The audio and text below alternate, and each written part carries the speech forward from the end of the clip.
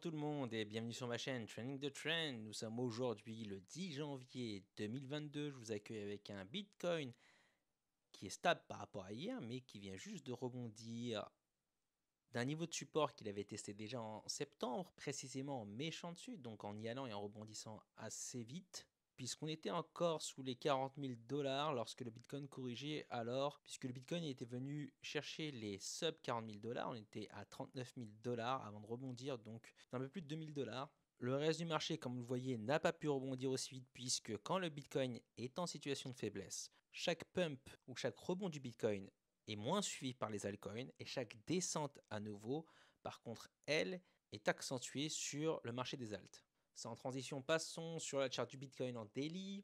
Première chose que l'on va faire, c'est venir tirer ce niveau de Fibonacci jusqu'au point bas, puisqu'on en a un nouveau. Vous voyez qu'on est venu tester ce point bas exact qu'on avait déjà testé auparavant en septembre sur une mèche, donc avec un rebond assez fort tout de suite, avant ensuite de redescendre au niveau des corps de chandelle pour créer des divergences et repartir à la hausse. Alors est-ce que ça va être le cas cette fois-ci? Bien entendu, je ne sais pas, puisqu'il faudra voir jusqu'où le Bitcoin rebondit, et lorsque celui-ci reviendra tester les 40K, parce que c'est une forte probabilité pour que ça le fasse, il faudra voir à ce moment-là si le support tient et si on crée des divergences ou non. Pour le moment, nous en sommes encore loin puisque le Bitcoin continue de remonter un petit peu après avoir touché donc les 39 700 sur l'index.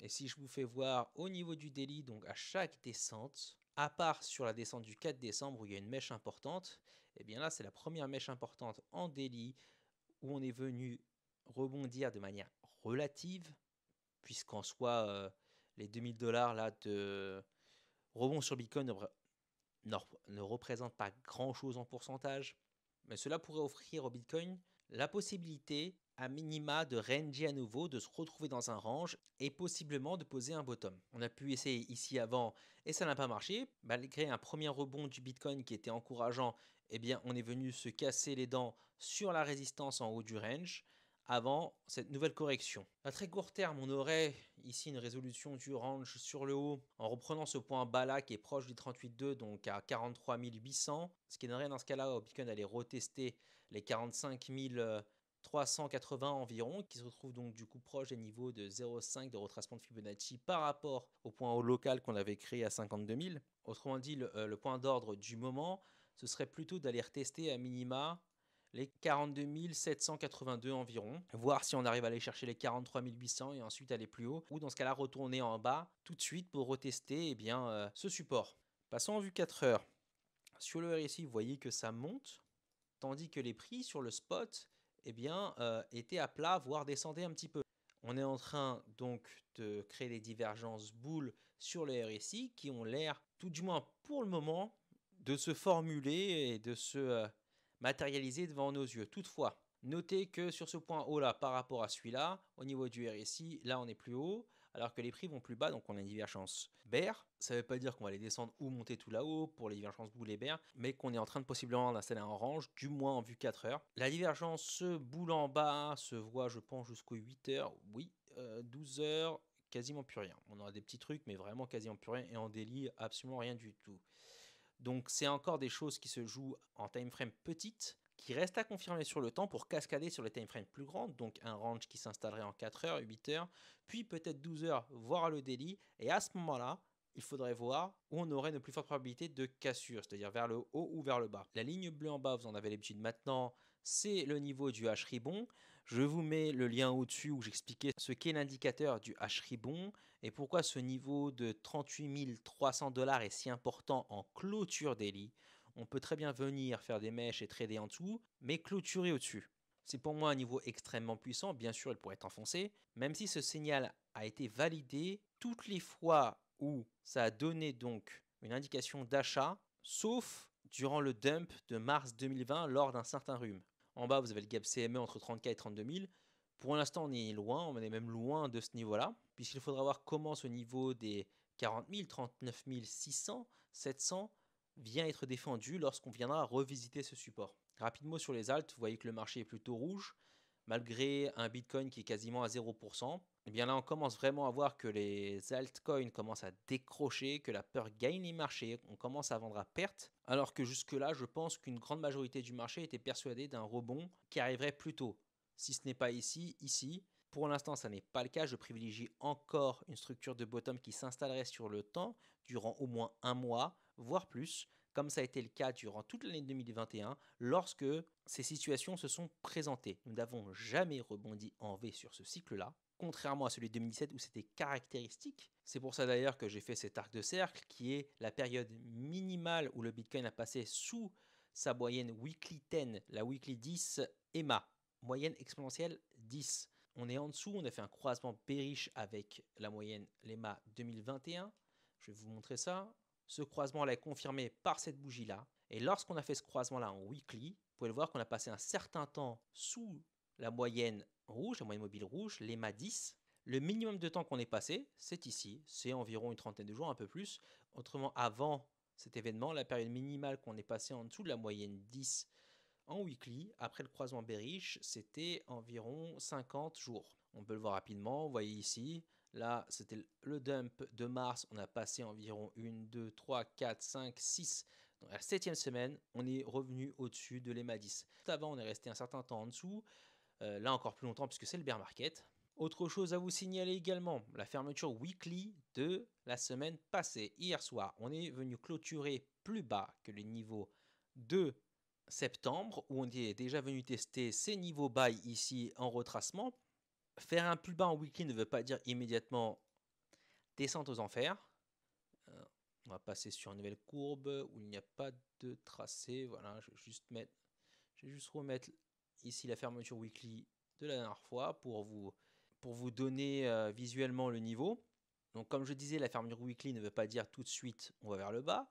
On pourrait remonter et à ce moment-là, il faudra faire attention où le prochain point haut en weekly aura lieu, ici, ici ou ici. Autrement dit, si la prochaine fermeture weekly a lieu en dessous des 65 000, on serait sur un lower high, un sommet descendant qui serait plus bas que le sommet précédent. Et dans ce cas-là, lors de la prochaine hypothétique correction, on viendrait chercher sans doute plus bas que ces niveaux-là s'ils sont tenus.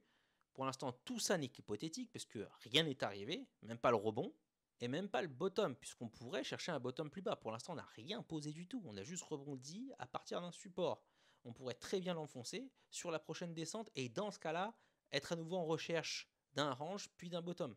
Je repasse en vue 4 heures pour vous donner à nouveau les résistances à 4 heures. Vous voyez que ici le niveau de 43,200 a pu jouer un niveau de résistance lorsqu'on est venu casser vers le bas et cette fois-ci la résistance a tenu, renvoyant les prix vers le bas. Le haut du range très court terme, c'est celui-ci, 42 765, même si ce niveau de 43 200 est plus important, voire vraiment au haut des mèches à 43 700 environ. Et dans ce cas-là, on pourrait aller retester, pourquoi pas, les 45 340. Par contre, j'ai assez peu d'attentes au niveau du Bitcoin. S'il venait à reconquérir ces prix-là vers les 43-44 000, de venir casser à la hausse les 45 300 sur son premier essai, ce qui indiquerait un retournement en bas du canal à 39 600-700 environ. Je repasse en weekly, je fais afficher cette fois-ci toutes les moyennes mobiles pour vous parler du bottom potentiel, du bottom ultime entre guillemets, celui qui arriverait lors d'un bear market si on entre en bear market. Je ne dis pas que c'est le cas, je ne dis pas qu'on est encore en bear market. On est en phase d'une recherche d'un bottom d'abord, ensuite il y aurait un rebond et dans ce cas-là il faudrait juger ou non si on inverse la tendance weekly et à partir de là voir ce qui se passe. Mais tout ça n'est pas encore arrivé. Si toutefois ce serait déjà le bear market et que le Bitcoin se casserait la figure, où seraient les bottoms ultimes? Alors les premiers, le gap CME entre 32 et 34, vous avez l'habitude, je vous l'ai déjà mis en rectangle ici.